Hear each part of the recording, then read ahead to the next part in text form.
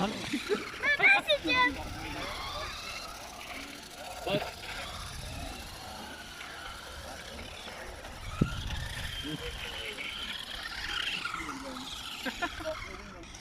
Git ileri dolan da gel bakayım sağdan soldan. Dolan dolan uçur oradan.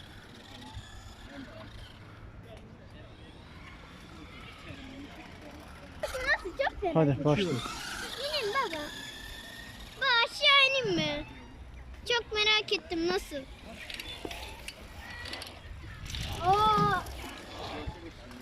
Ben bisikletçiler Çocukları da takip söyleyeceğim. ediyor.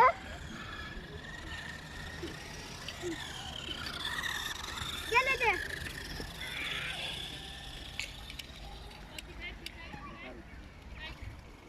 Hadi gel. Uç.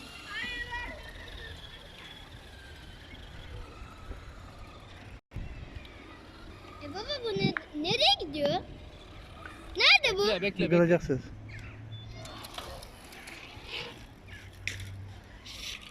Nereye gitti bu? Gideceksin orada gücü yetmeyebilir. Bas gaza amcan da sürsün öyle. Gitmiyor baba bu. Oğlum öyle çıkaramazsın zaten. Arkadaşlar ben aşağı ineceğim. Yok. Hayır. Orada bizi Kaydırak gibi kayacağım. Getirdin mi? Getir hadi. Tamam orada dur. Dur orada. Hadi aşağı. Baba aşağı iniyorum. bekle sonra inersin. Hazır mısın? İniyorum. Hadi. Dur. Hadi. Ben aşağı ineyim mi? Çıkıyordu ama ben basmadım. Ben aşağı ineyim mi? Tutsana baba bana. Ay. Ya oğlum dur sonra inersin. Aşağı Bak ineceğim. bisiklet kullanıyor çocuklar ya. Vay. Çok güzel. Böyle ileri bas. Bence.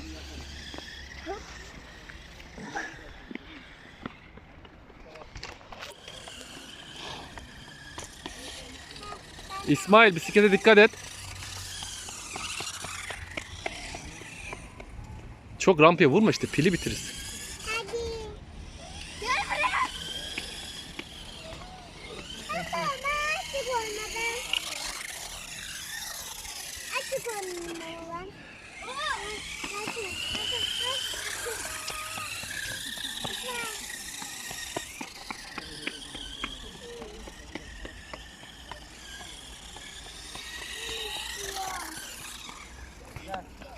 Zorlatma işte. Niye rampa zorluyor?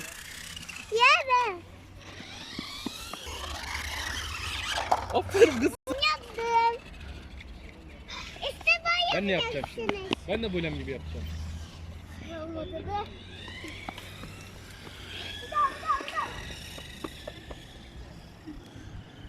Çok güzel bildiğince.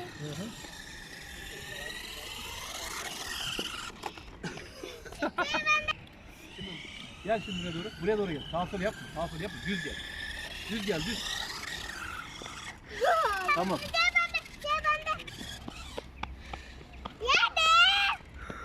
Abin de ne işin var senin? Ver, ben şimdi sana.